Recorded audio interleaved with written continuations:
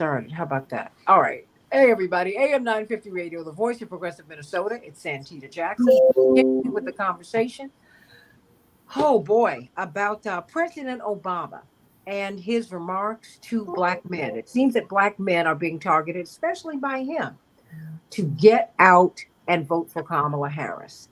And there's a backlash. There is a backlash, and I want to talk about that. Where is the backlash coming from?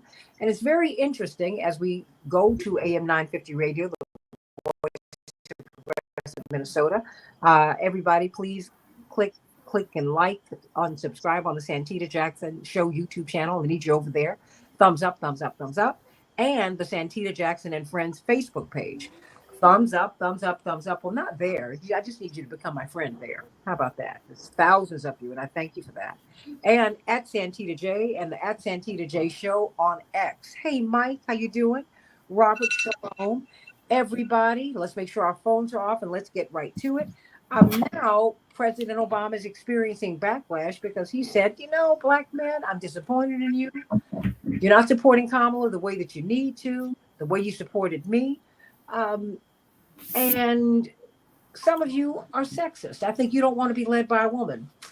It's very interesting. The two most loyal voting blocs in the Democratic Party are black men and black women, number one, and black men, number two. Let's establish that.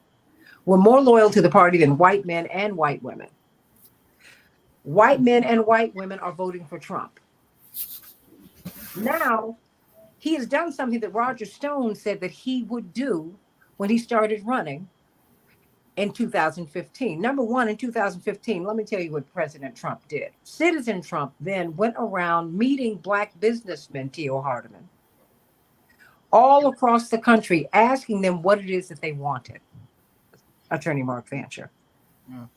He did that because he's had relationships with all these people, and some of them we knew.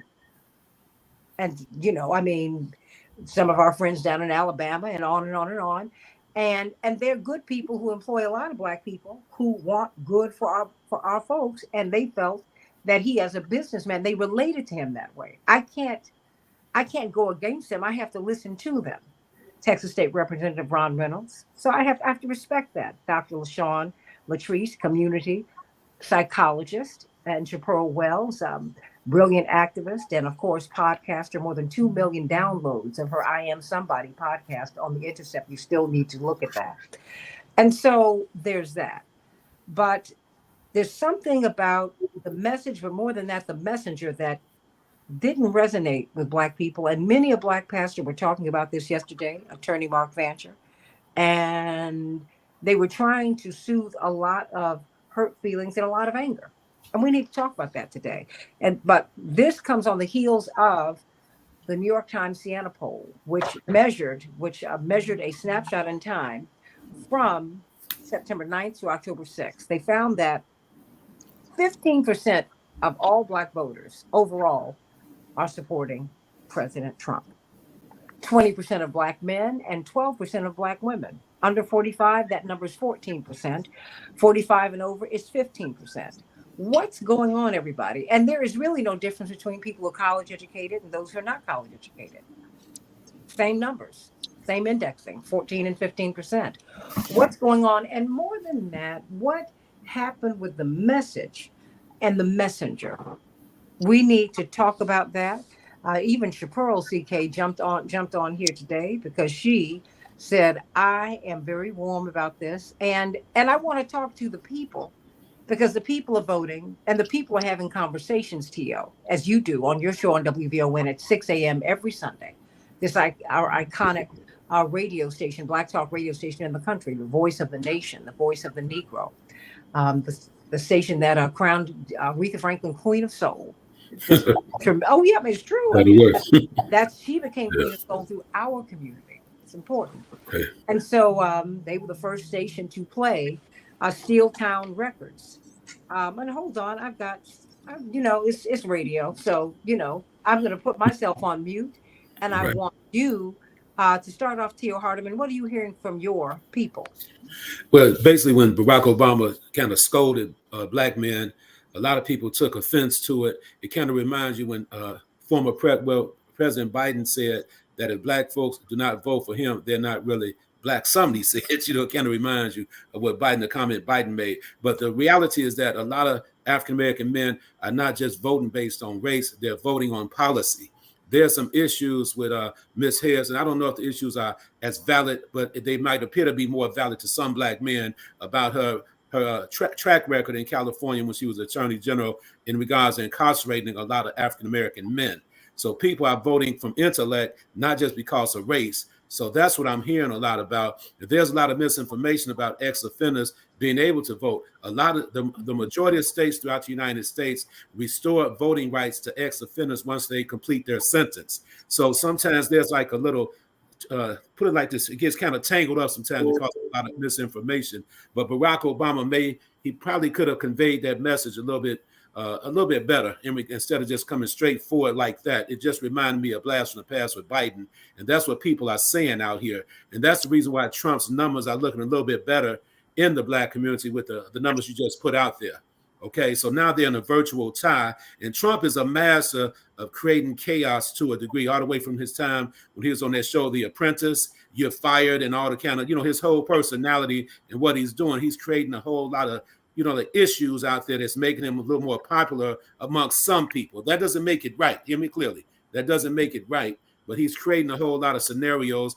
There was another attempt on his life and everything that goes along with it. So it's resonating with some people for whatever reason, Santita, with some of the voters, as you see in the numbers, his message is resonating. That's the only thing I have to say right now. Well, you know what? I know we've got a tremendous panel here, but I've got State Senator Nina Turner, who is in between media appearances. And I called her last night, as I call my sister, when something crazy happens. That's right. Nina and I, just to fully disclose, CK, we're all girls. So when something goes crazy, we call each other and go, what? Huh? What was that? And so I had to call you because I had seen you on CNN making everybody's faces drop. And I said, well, let me call her before they disinvite her from CNN forever and ever. Amen. And let me find, what did you make of this? Because Daryl Jones in the previous hour, the chair of the Transformative Justice Coalition, and this is our panel at Teal Hardeman, WVON, 6 a.m. every Sunday, of course. Violence Interrupters does such brilliant work here. Attorney C.K. Hoffler, Court TV legal analyst, chair of Rainbow Push, former president of the National Bar Association, boom, host of her own show on WAOK every Tuesday at 11 a.m. Eastern Standard Time. Now, I'm going to get this right. Texas State Representative Ron Reynolds, chair of the Legislative Black Caucus. That's right. Big cheese down there. Chair of the Transformative Justice Coalition, brilliant lawyer, former prosecutor, Attorney Daryl Jones, brilliant civil libertarian and author, social critic, Attorney Mark Fancher, Dr. LaShawn Latrice, who is a community psychologist. Everybody watch what you say because she is taking notes and judging us. And of course, a renowned podcaster, Chaparral Wells, chair of the Courtney Copeland Foundation. And of course, more than 2 million people have downloaded her podcast on The Intercept. Boom. Brilliant former state senator. And of course, someone who has been with Bernie Sanders' campaign. That's how we first got to know her. But this brilliant progressive, I'm hearing some feedback. So everybody, okay, let's make sure that we're all good. Let me just get you. Everybody knows you, State Senator Nina Turner. What did you make of what President Obama said? And was it the message? Was it the messenger?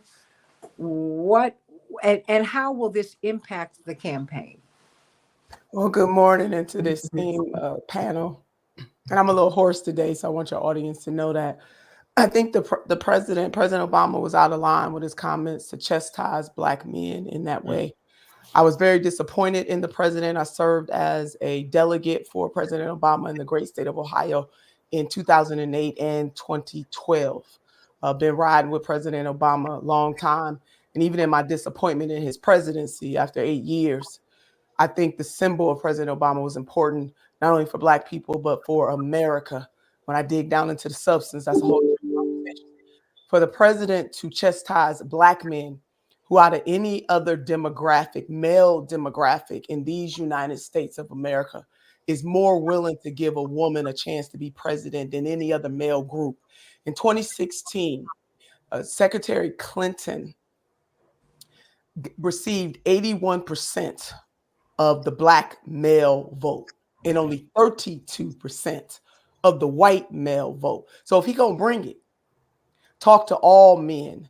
Is there a level of misogyny or sexism? It's called the United States of America, just like there's racism and anti-blackness and xenophobia and anti-Semitism and all the isms that we fight so hard against.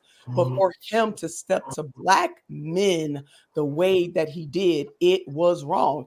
And we have to speak out against that. And SJ, I cannot tell you how many Black men have walked up to me personally, the number of text messages I receive on social media, the feedback. Now, I know I got my haters and detractors, but I want to focus on the Black men who needed somebody to stand up and say, we love you, brothers, and we know where you stand. And my last point on this, AJ, in the United States of America, people are supposed to have agency. And so the attack is against Black men, but the larger attack is against the Black community, as far as I am concerned. And as somebody who has served in elected office, been on the ballot, have helped elected officials, my message to anybody that's running or who is currently in office is that you must earn the vote every single time, that nobody owes you a vote. And so Black people, certainly the Democratic Party, has gotten a little too comfortable with us, a little too familiar. You know, I can hear my grandmother say, who you think you talking to?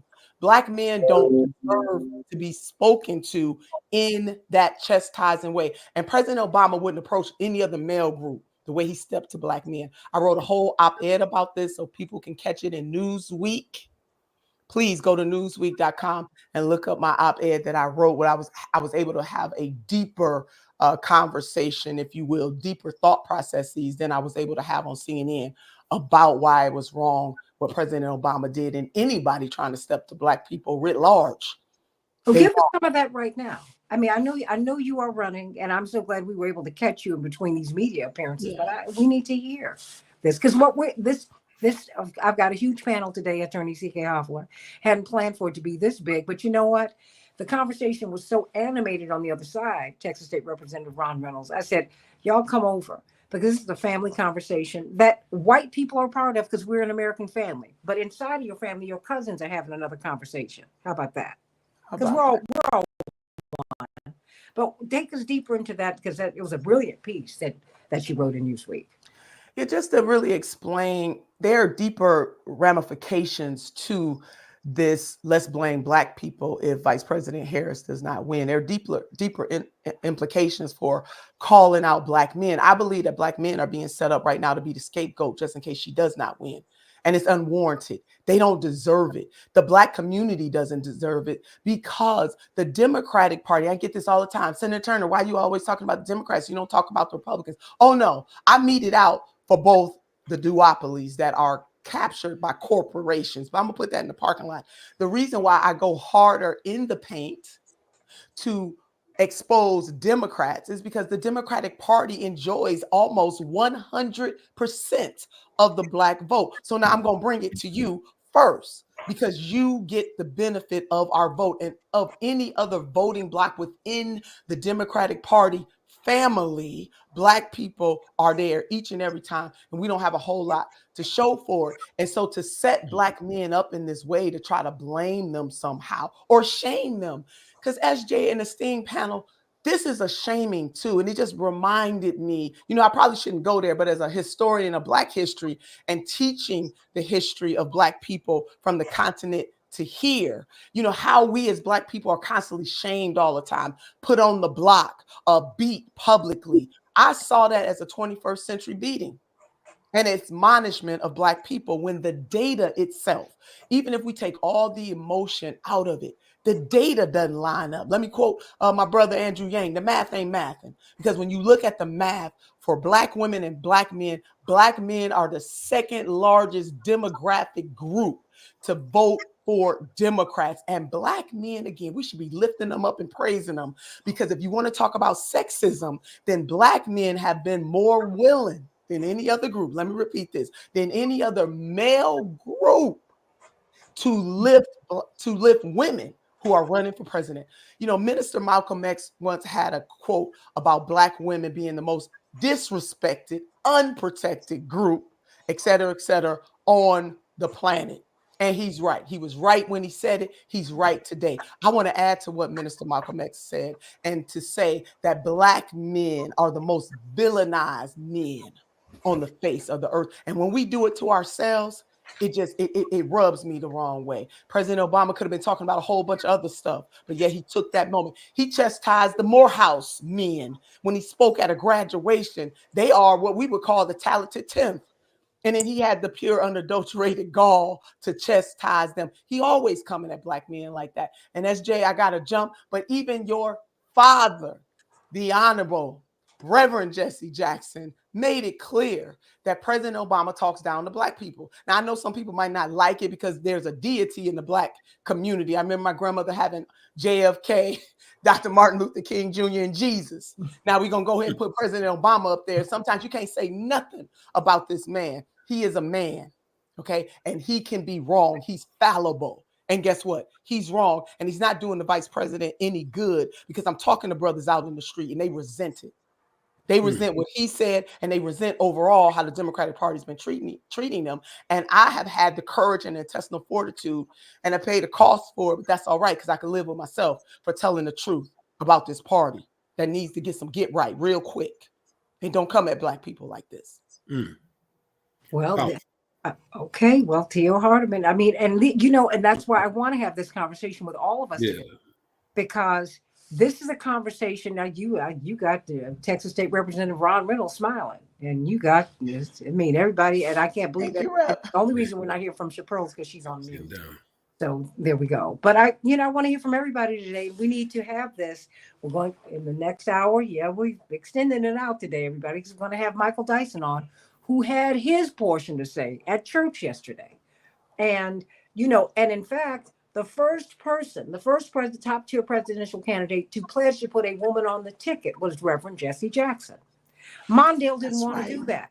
That's right. They didn't want to put Reverend on the ticket, but he announced that if I win, I'm putting a woman on the ticket. He put a woman on the ticket. Yes, the person who introduced him November 3rd, 1983, when he ran, was Shirley Chisholm. He took the baton from her. Yeah. Black men, now we got some issues in our community. But that, and I'm not saying that misogyny, misogynoir, all of that, we deal with that, but SJ, it's part of Black men are socialized in the same society as any other man. Yeah. So if we're going to have an in-depth conversation about sexism or misogynoir, let's do that. But don't conflate the two and act like Black men are somehow more misogynist or sexist against the vice president than any other group of men walking the face of the earth. It's called America. It's called the world. And we need to work on that. But don't work on that off the backs of Black men. That's all I'm saying. Because when President Obama speaks, people do listen. Some people treat the man like he a deity. I'm here to tell you that he's not. However, he has an extra responsibility. And listen, anybody can make a mistake. I wish the president would come out and say, you know what, I said that wrong. I didn't mean it that way. That would be the honorable thing to do. Oh, you took it the wrong way. Like you took it the wrong way. I didn't mean that. What I meant was. Yes, he should do that. Because he may have to do that, Santita, because another thing, a lot of African-American people and men in particular feel that the Obama administration did not deliver for African-American people overall. That's a big issue. So he may have to come back and apologize sincerely to Black men, without a doubt. Because if you look at the conditions of some of our cities throughout the United States under Democratic, power for many, many decades, the Democrats have not, a lot of people feel this way, they have not delivered. So that's very important for the Democrats to understand. And one thing Donald Trump has an edge on everybody on, he's created this scenario where he's the not so perfect candidate running. That's the reason why he's resonating to a degree, because he has a lot of faults and people are not looking for perfection sometimes. Okay. No, I look, that's why we're having the conversation. I'm just trying to, that's why I reached out to all of you. Because Daryl, I want everyone to be heard. Right. Because it's like the dam burst. And I said, no, we got to talk about this, and Senator Nina Turner, after you've been screaming at these grandchildren, no one can believe she has grandchildren, but she does. She's a grandma. And that's where she lost that voice, threatening them children. Don't call DCFS on you, girl. I love you, girl. Thank you so much. Is there anything you want to say before you go? I think that's it. Yeah, I want to say, Okay. hope springs eternal, and we're going to have these moments. And maybe even though we're not comfortable with what President Obama did, at least if I could find something positive from it, we're having the conversation, and it gives some people opportunity to lift our Black men who need to be lifted. That don't mean they don't make us mad and we go to our room, they go to their room, or we go to our corner, they go to their corner. But this message right here, Santita, that I want to end with is particularly for Black people. I know other folks get to dip in. When we look at our struggle in this country, and I'm talking about the liberation portion of our struggle, we got to do that together.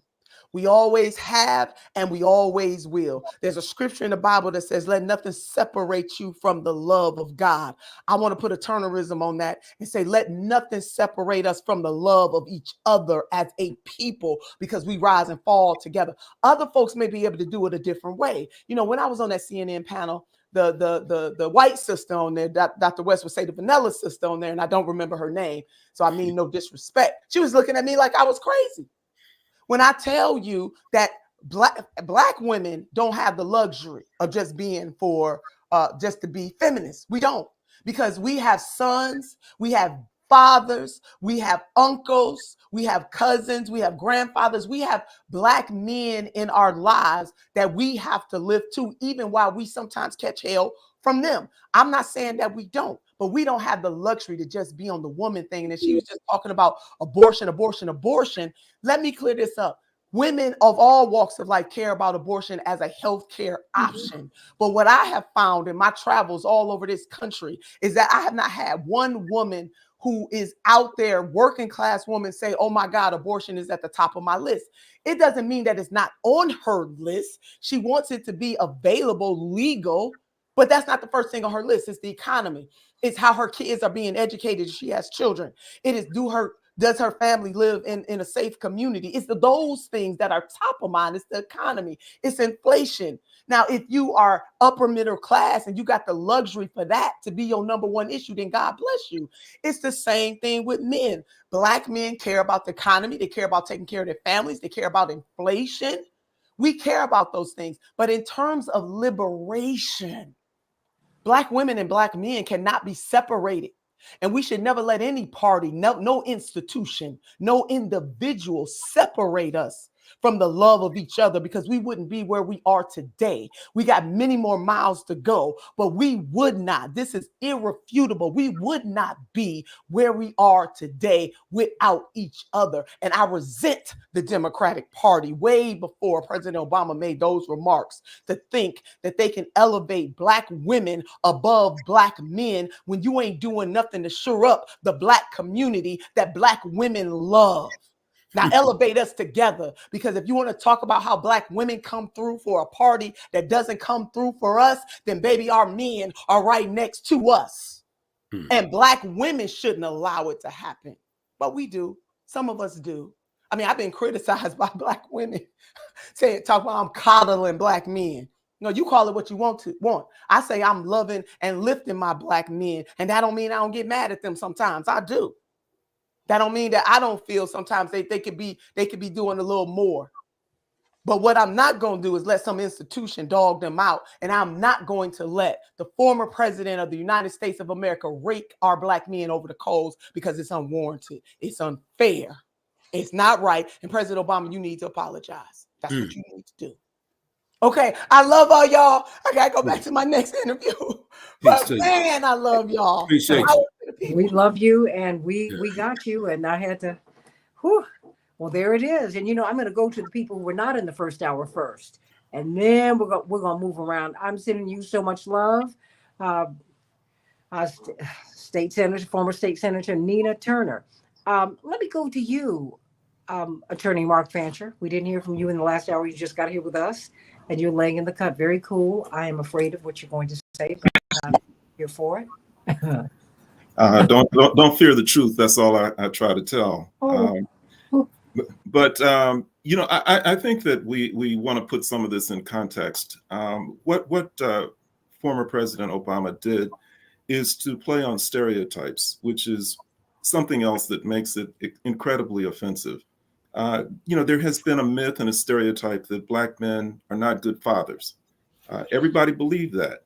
But then when they did a scientific study, they found out that, in fact, Black men, in terms of their presence in their children's lives and the care and concern that they have for children, outpaces every other male demographic.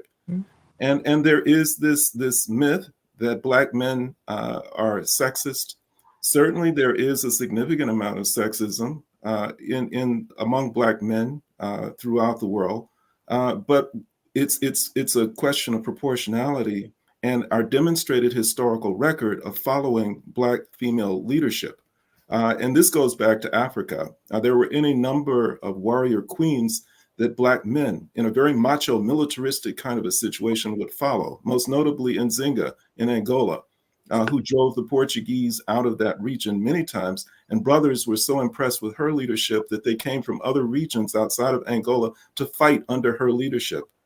We have Harriet Tubman, who led any number of Black men to freedom up north. And for those who didn't want to follow her, they darn well better follow her, or they would get the business end of her shotgun.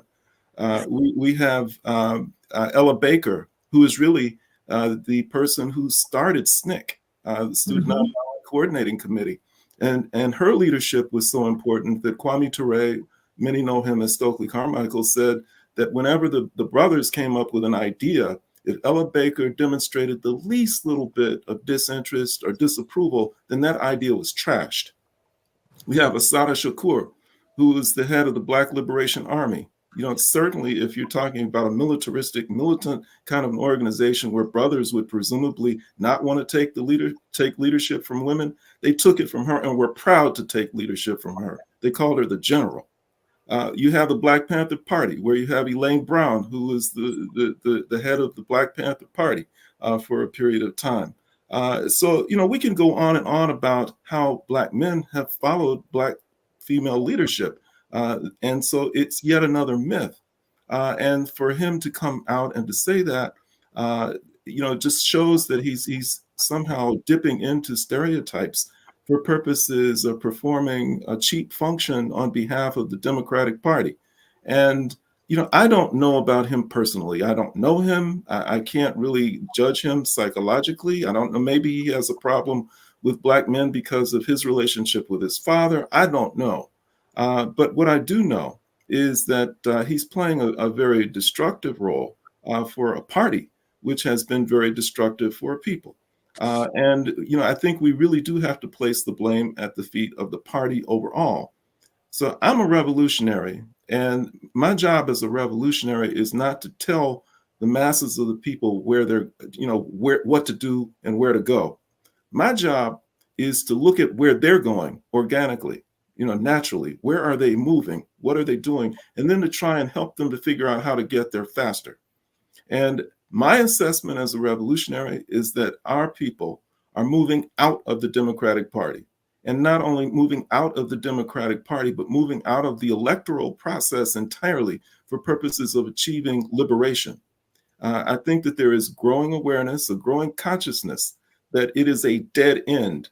It offers no future for our people to believe that we can achieve liberation within the confines of a system, within the confines of a political system, which has been designed specifically to keep us oppressed, disorganized, and disempowered. And that we have to begin to look for other alternatives for achieving liberation. And when I say that, I mean absolute opportunities to exercise our rights to self-determination, that nobody tells us how and what to do, that we make our own agenda and we're able to pursue it from a position of power. And we cannot get that through this system. And so the Democratic Party, the Republican Party, both of them are bankrupt. And I think if Black men are making any error at all, it is that they have made the analysis that the Democratic Party offers them no future. But I think that the error is that thinking that the Republican Party is an alternative.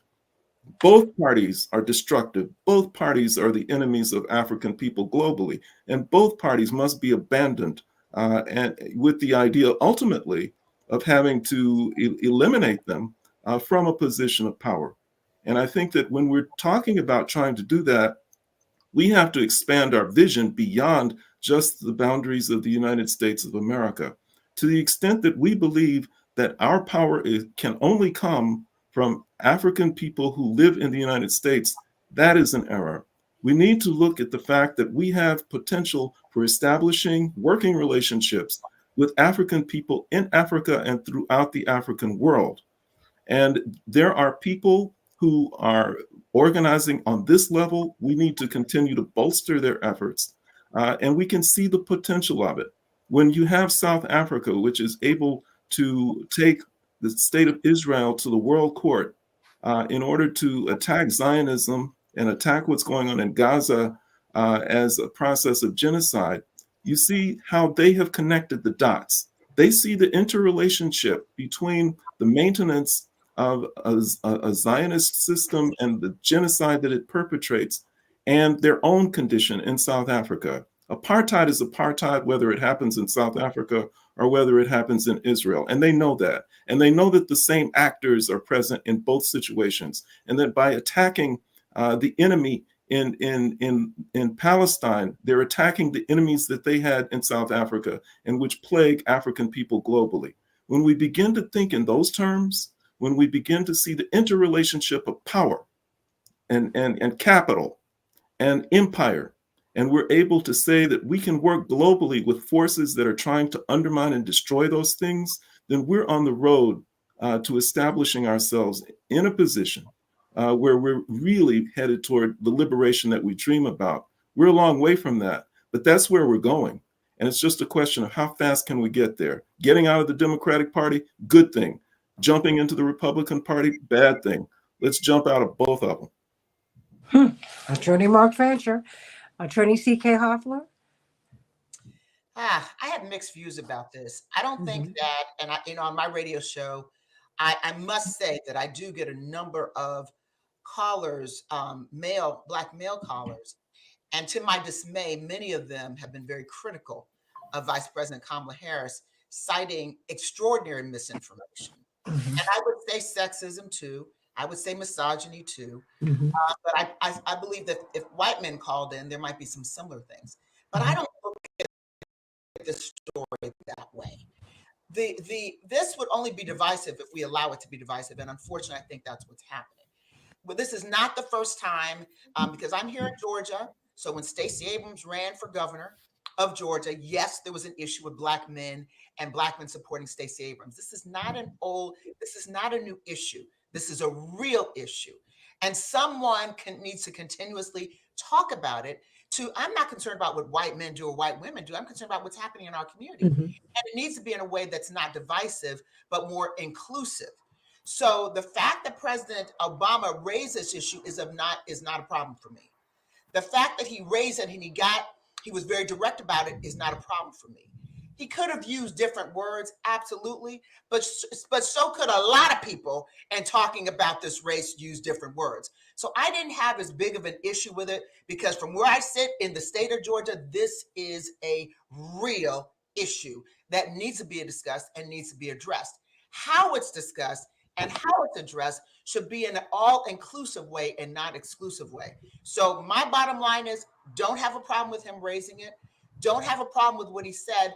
He could have said it differently, yes, but the rubber is meeting the road now, and this will only be divisive if we as a community, like I'm seeing on this panel, allow it to be divisive.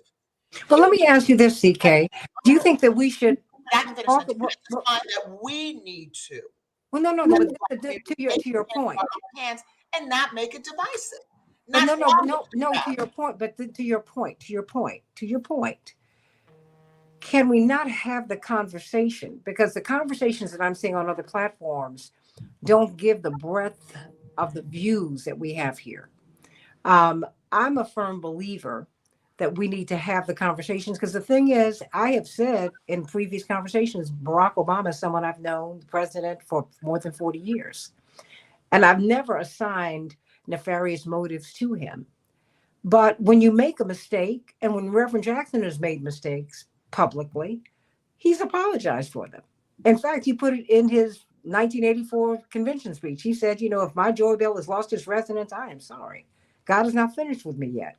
Some point when you know that you misread the room, you got to say, but for Kamala's sake, and also for the sake of his wife, because this conversation, and I don't think you're saying this, and she's on WOL every Tuesday at 11 o'clock Eastern Standard Time. I want you, and of course on Court TV. So right, WAOK. Oh my Lord, that's you. I'm sorry, Daryl Jones. Everybody's got a radio show. Attorney Daryl Jones, 12 noon every Tuesday. But before you go to Daryl Jones and Attorney Barbara Arnwine, WAOK. Woo! Pardon me. And then, of course, Court TV throughout the week. And, of course, we're emailing Court TV because we want Attorney C.K. Hoffler to have her own show. You were saying before I go to everybody else? Yeah, but what I was saying is I think it's fine. We need to talk about these issues. If President Obama, the way, I didn't watch the delivery, but if the way he delivered was, if he misread the room, I mean, that's not a big deal. He's a politician to say, look, I misread the room or something, or apologize for it. Mm-hmm. But I don't look at it that way. He said it, he's done it. I look at, what do we do as a community to address this issue? And how do we not allow it to be divisive? Because that would be the problem for me if it is divisive. We have to say, not go into this tailspin about how this and that, and how it's just rise above it. Let President Obama do what he's going to do. And we as a community need to address this issue to enhance and to make sure that we are being all inclusive and not dividing the Black family. That's where I'm at. Because a lot of people, and by the way, refresh your recollection on Project 2025. Because if the other option is Project 2025, we don't need to be wasting time on this kind of discussion. It's important to have, but we need to look at the big picture. Are there serious issues with the Biden-Harris administration and how they've handled things? Absolutely. Address that. Address those things. Make sure your voice is heard. But let's not forget Project 2025, because that's where we are. That's what it's going to be. If Vice President Kamala Harris does not win, look at that, and then see how you feel, and then see how you're going to feel about sitting talking about these issues and allowing this to be divisive in our community. We know how to make things not divisive. So if President Obama misspoke, should have used the wrong whatever, okay, he did. Let him address that. But we, the voters, need to go back to the issues and make sure we know this is an issue in our community. Let's not ignore. We're not shaming Black men. I'm not shaming Black men when I say this. Address this issue in the community. And it's because she has overwhelmingly the support of Black women. And for those who haven't yet committed, they're going to commit. And just, Black men. Haven't finished. Just as I predict, overwhelmingly, she's going to support Black men. But I wasn't interrupted. No. I was supporting what you were saying. The data shows that she has the overwhelming support of Black men also. That was not. Right. And it's going to get better. Yeah, but what I'm saying is what we also have to do is continue to have the conversation, because, and you got to have it in a constructive way. Arlene is giving you applause. She says shows that promote disunity are harmful. By implication, your inference, you might be saying that here, but that's not what we are. You might be implying that. I could be inferring that I am, but that's not what we're trying to promote here. I'm not going to waste my time promoting disunity, and I don't need to prove my bona fides to people, because that is all my family have ever tried to do, is bring healing. That's where I am. But to have honest conversations, the only reason I consented to be a radio talk show host was to do that and to give everybody a voice, because people deserve that. People deserve that. We are locked out of too many spaces. We're going to have Michael Dyson on in the next hour, and you all are more than free. I'll send everybody links. If you want to come in, you can do that too. But I want to hear what he had to say, because he was critical of President Obama, but not to undercut Kamala Harris. You got to have this conversation, I think, Chaparral, so that we can at least get this out the way. Chaparral, what's on your mind this morning? Santita, and I appreciate everybody and all of their comments today, but the reality is that the narrative that's being painted to white America is that if she loses this election, it is going to be because of Black men and Black women. And the reality is it's not going to be because of us. It's going to be because of white women who voted with their husband as opposed to their reproductive rights. And the thing is that narrative is already being played inside of the media. And so when you sit up here and you say, oh, well, you're not voting for her in strong numbers, or you're not supporting her in strong numbers as you did me, I take offense to that, because we did put a lot of stock in Barack Obama, and he failed us. And the thing is that right now we have a sitting president who will not protect her. This is, to me, is sabotage. This is the Democratic Party sabotaging Kamala Harris. Right now, we have a sitting president that can write an executive order for the things that Black people want him to fulfill, which is the George Floyd Justice and Policing Act, which is the Civil Rights Act reparation. We could do this, reparations, everything that we asked for him to fulfill for us, he has not done. So this is him wanting to not help her. And so Biden is purposely not helping her.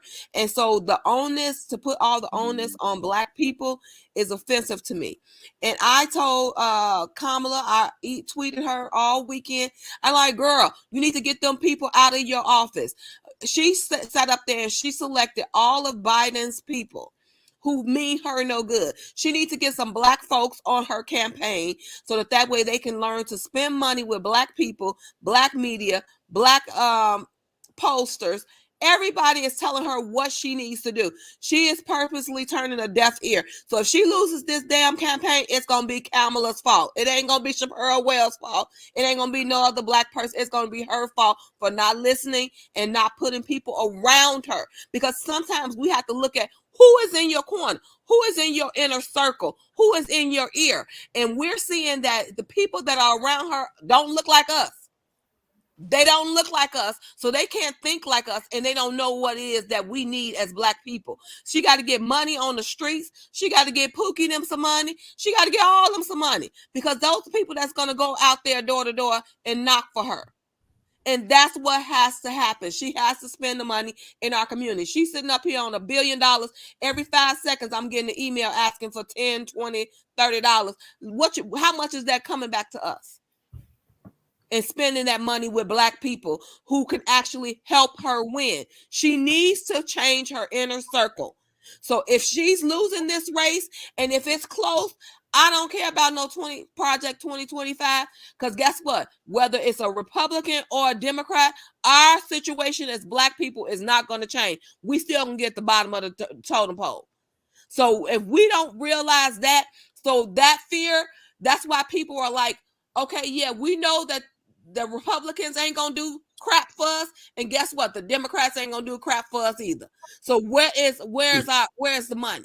So now she got $1 billion. Tell her to spend that $1 billion with the Black community, at least some of it. Because last I heard, it was $14 million out of a billion. That's like giving me $1 out of 100. So we have to be realistic of what's happening, and she needs to get people around her that looks like her. I told her, I said, girl, on Twitter, listen, you want to win, you need to do what you need to do. Send that money to the Black people. And y'all know, y'all can go look at it. I laid into her and Barack this weekend. I did. Turn on those mics. You know, everybody's cracking up. The unfiltered. Remember that group, the Undisputed Truth? For those of us of a certain age, yeah, right. I'll admit to it. Like, okay, well, Shapiro, next time, just be candid. Just. No, I think Shapiro needs to tell us how she really feels. I mean, Right. I just, Yes, I love it. I love it. Next time, don't hold back. it would be 5 cents out of $1. Okay, my sister, don't hold back the next time. Next time, I really want to know how you feel. But you were giving us snaps, Texas State Representative Ron Reynolds. Why? No, listen, bring it. I was like, yes, thank you for being willing to be candid and being willing to speak truth to power. Sometimes we try to be so politically correct, and I get it, where we don't want to criticize our own, but that sometimes is being an enabler of the problem. And what they said, the first step toward courage to admit that you have a problem. Yeah. What did Einstein say? The definition of insanity is to keep doing the same thing and expecting different results. It is time to break the paradigm from the normal way of, black folks, y'all gonna vote for us anyway. So we don't have to court y'all. We don't have to spend no money with y'all because y'all coming over anyway. No. We kind of a little tired of that, and we kind of saying no.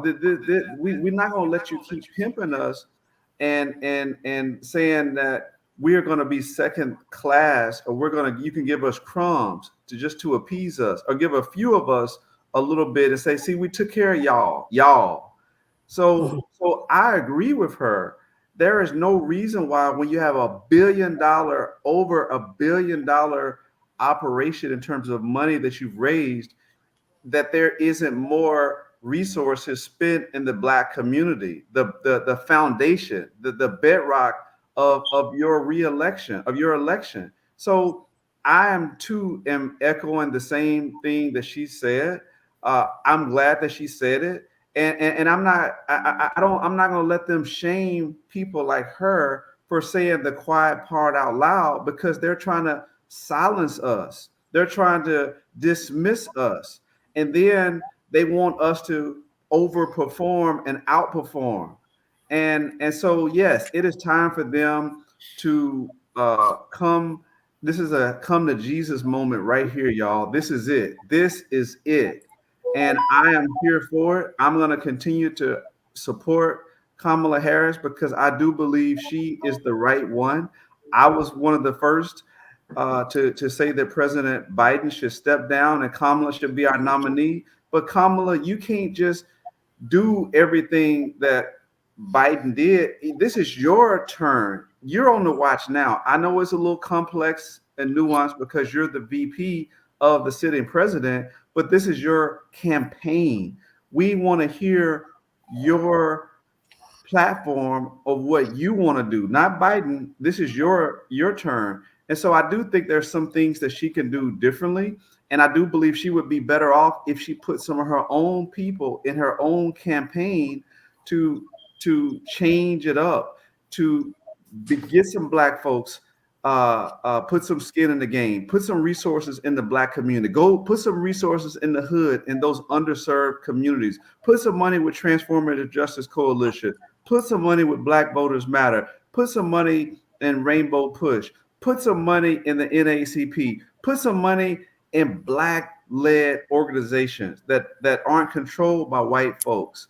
That is something that I think she can. There's no excuse. You got the resources. But Santita, it breaks my heart when I hear these people saying we don't have no money for GOTV.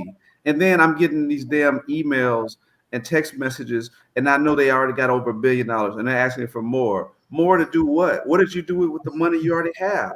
We ain't got it. We ain't seen it. And I say we as Black people, our communities have not received any, or well, not any. They barely received any money, Santita, and they want us to overperform what we should be doing with. They want us to do more with less, and I'm saying no. It's time out for that. So yes, this is the alarm bell has been rung.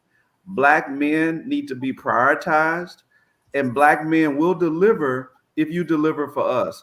This is a quid pro quo, and I agree, CK. Project 2025 is damaging. It is horrible, and that is why I am on the front line stumping for Kamala Harris. But they giving the money for people that can't even say her name right. They giving the resources to people who look like none of this panel. That's where the money is going. Well, why are we not challenging that? Why are we not challenging all of the consultants, all of the resources in this largesse that is being put out for GOTV? Why are we not saying where's the Black dollars at? Where's that conversation at? So yes, this is a relevant time to talk about the Black men, because Black men need opportunities too. Where are the Black men on the Harris ticket in terms of the campaign? I know some. One of our frat brothers is on there, and a few others.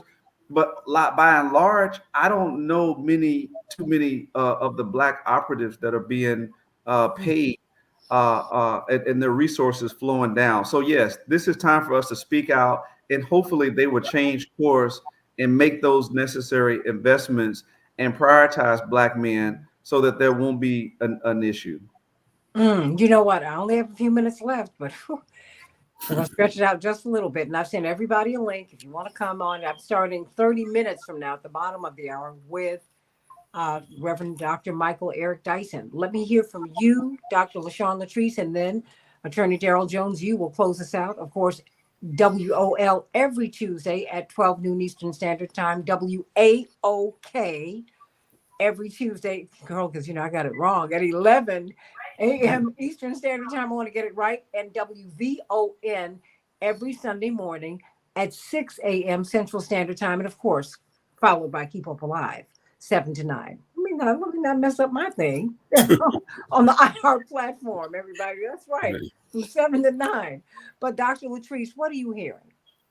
I'm hearing just kind of what the perception is now, that we have to call it what it is. We can't ignore this conversation. This entire race, ever since they've announced her candidacy, has been centered around race itself. So when you talk about the act that was done by President Obama, I perceived it as another form of systemic and structural racism. I think that when we do things like this, we don't realize that we're offending people that look like us. And see, by him being the messenger himself, it did not help anything that was being said, because people already felt failed by President Obama. So once he started talking, and the manner in which he matriculated his message, it didn't work. It came across as very top down. It came across as someone kind of kicking you while you're down. But historically, Black men have already been kicked and stumped and talked down to. And so this act just further perpetuates why Black men and Black people feel so left out when it comes to the Democratic Party and how this whole election process works. So I think that when we think about things like this taking place, this is a contributing factor to why her campaign is not doing well, and we just need to call it what it is. It's done with bad taste. It started a conversation that deviated from the election, and now it looks like Black men are they're being courted only in a way to be thought of as an afterthought. Well, they don't want to be thought like that. And they also don't want to be talked to as if they're not men. See, that's the problem in our communities already. It's too many other contributing factors to why Black men feel like that. So for another Black man to get up and do that on a national platform, it just hurt the campaign 100%. So I don't know who the advisors are, but I think they need to really go back to the drawing board, and they need to look at this situation, because now this is the conversation. Well, and to be fair, her campaign is doing extremely well. It just needs to do better, because she's at 78% approval with Black people. She needs to be over 90%, because Black people always have to over-index in order to make it. We're always crossing over in America, and that's just the reality. So the question has been, how does she cross that Rubicon? And then the question was, President Obama, it's offended a lot of people. He needs to come out and say something. Absolutely. And apologize. So that, even when you didn't mean to harm anyone, even if there are elements of truth in it, you got to be very careful how you talk to a crowd, Daryl Jones. I've learned a whole lot from Reverend Jackson, and from growing up in the Black church with these great preachers. No one can out-talk or out-joke a congregation or a group of people like a Black preacher, but they know how to get to that line and not offend. You got to be real careful with people who are beaten down every day of every day of the week. You can't you always have to be conscious, my father said, of lifting people up. Yes. And healing of people who have been broken. We're resilient, but we've been traumatized. And so I just, Kamala Harris's campaign is doing well, but really this was not even the topic today. It was really about, because they're not taking off on Kamala today. She's getting the blowback from this, though. Right. That's what unsettles me, because people are not talking about Daryl Jones, the opportunities for Black men. They're talking about her shortcomings, as if there is a perfect candidate that was ever on the stage. You know, so you have the final words in 2 or 3 minutes. You got them. And you know, Santita, it presents the opportunity. You know, this whole scenario presents the opportunity for Vice President Harris to show that leadership, to step into that void, to call to the frame what needs to be called for the entire community, but the African American community in particular. But I also wanted to pick up one piece that Representative Reynolds hit on when he talked about the DNC and where it's investing its money, and that is not in the African American community. This isn't new.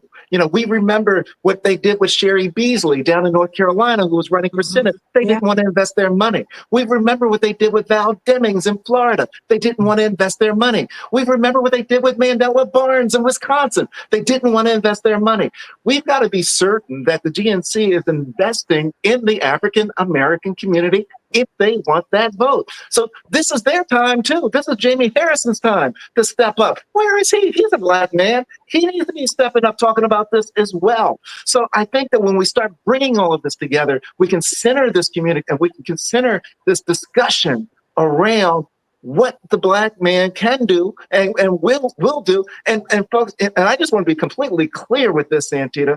You know, I am finding no fault with Black men because we're the number 2 major supporter of the Democratic Party, period. Here's the question. Where's that same call for white men and white women, right? Where is that call? I'm not hearing it. Come on now. So, you know, folks, you know, this is the time, you know, embrace your Black man, embrace the Black men that are in your life. Go to vote.org, be certain they're registered to vote and get them out there to vote. But more importantly, let's start calling to the carpet those that, you know, are throwing all these flames, but not in the middle of the fire. We're in the middle of the fire. Let's do what we got to do. Let's get out there and let's continue to support our candidates, Santita. And let's support each other, please. CK Hoffler's on Court TV. You can catch her throughout the week. When will you be on? Do you know? Do you have your schedule yet this week, CK? I have my schedule because I haven't looked at it, Santita, but I do have it. I haven't gotten there yet, but I can pull it up really quickly. But I am on this week. Okay. So we'll be looking at Court TV and specifically looking for you. Yes. And let everybody know that we want CK Hoffler on more. We want more for On Court TV. Yeah. And I want a show. Look, you have not because you've asked not. No one's more qualified to have a show than you. Get out of here. And I'm gonna ask it. I'm gonna ask because that's what I'm a viewer. I'm a viewer because that's what I want. How about that? I'm a viewer. Okay, I'm viewing you. That's what I want. And I want more of your show. You need more hours. I know you don't have them, but that's okay. She's on WAOK. That part. She's on WAOK every Tuesday at 11 Eastern Standard Time, 11 a.m. Eastern Standard Time, WOL, Washington, D.C. The great thing about all these radio shows is that you can listen to them anywhere. WOL, D.C., 12 noon Eastern Standard Time every Tuesday. That is Daryl Jones. WVON, 6 a.m.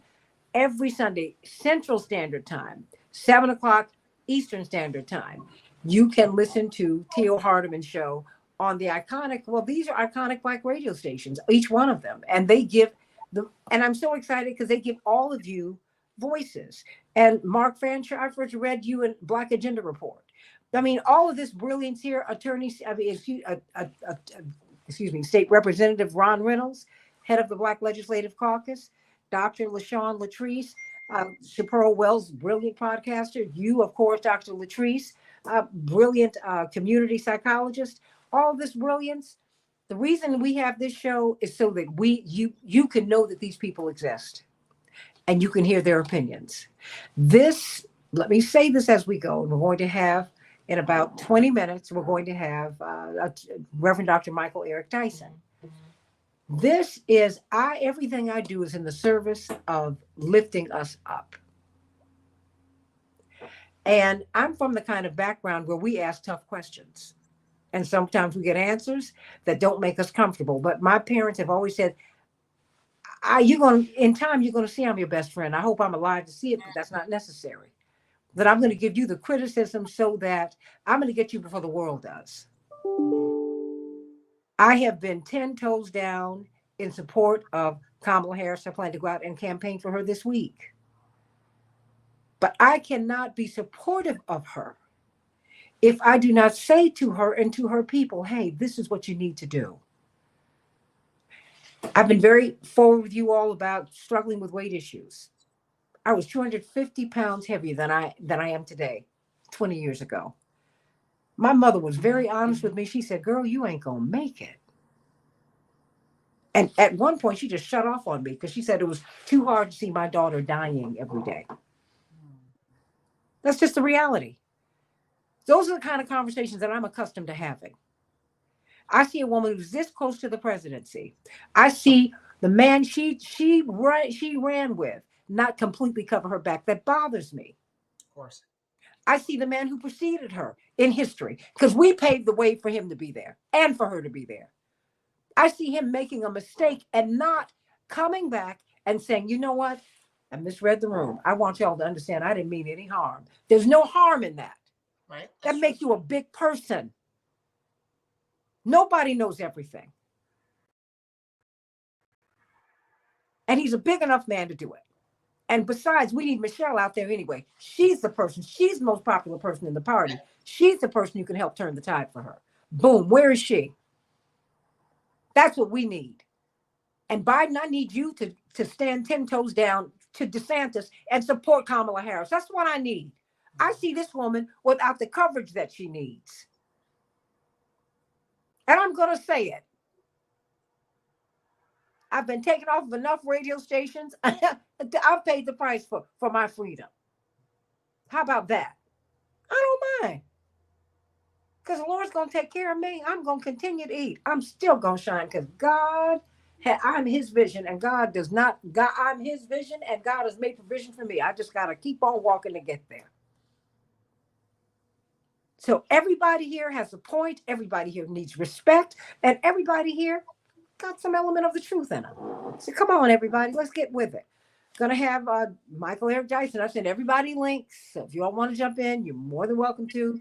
But boy, he kind of lit into this yesterday at Fellowship Missionary Baptist Church, the church where I was baptized, where my father was co-pastor when I was a little girl. And we want to hear, because this is not about tearing anybody apart. This is about lifting everybody up and getting some understanding, Daryl. Getting some understanding. And when you've hurt people's feelings, apologize and just say, charge it to my head, not to my heart. Reverend said that before the world in 1984. He said, and besides, God is not finished with me yet. If I hurt you, I didn't mean it. That's all. Black men take too many hits every single day for you not to say that to our people. And I say that as someone who stands 10 toes down for Black men because I got a Black daddy who risked his life for people and did everything he could to feed his family. And you all are products of that too. And if you weren't, then you said, I'm going to correct and do that for this next generation. We got some stories to tell. And I'm not going to sit here and let people attack our men. No. We got some problems, but it ain't that. Because the only reason you got black women and Black folks at the center and people of color at the center of politics is because a Black man had the nerve to stand down the Trump of his time, and that's Reverend Jesse Jackson. And all the people who stood with him. Let us have some credit here.